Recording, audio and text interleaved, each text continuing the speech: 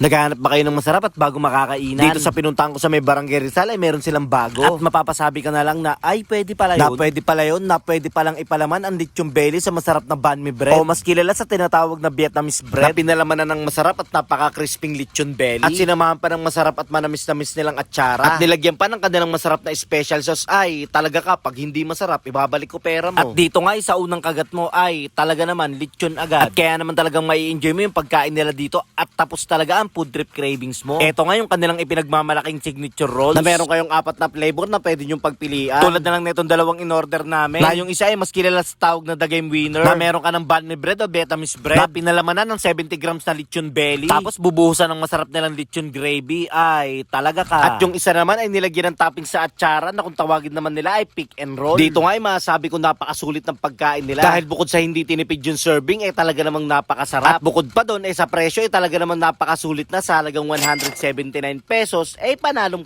na. Kaya naman pag dumayo kayo dito ay highly recommended ko yung mga pagkain nila dito. Lalong-lalo na tong pick and roll na isa talaga sa pinaka nagustuhan ko. Na napaka-perfect combination ng atsara lechon at tong hinalong sauce dito. Na bumagay talaga sa texture at lasa ng banh mi bread na ginamit nila dito. At dito nyo lang niya matitikman sa Lechon James, sa located lang dito sa Magnolia Street, corner Floraville, Barangay Rizal, Taguig City. At open naman sila dito mula alas 10 ng umaga hanggang alas 11 ng gabi. So ito nga yung una nating titikman yung kanilang signature rolls.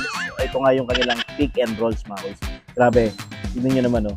So naalala ko lang, yung binag natin dito sa may pastry, yung banh mi.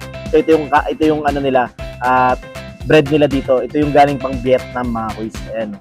Pero ito kakaiba kasi lechon yung toppings. Ayan, grabe, oh. Tapos meron ding atsara. Ayan. So tara, tignan natin, mga boys.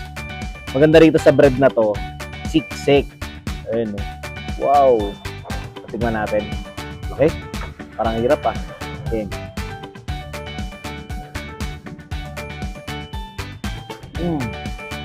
Ang laki na lasahan dito, mga kuys. Yung atsara. Manamis-namis. Tapos, sinabayan yung kanilang lechon. Grabe. Kakaiba yung parang nag-mix yung lasa ng lechon tsaka ng bread. Tsaka yung atsara. Sarap ng combination. Promise. Ano? Apa?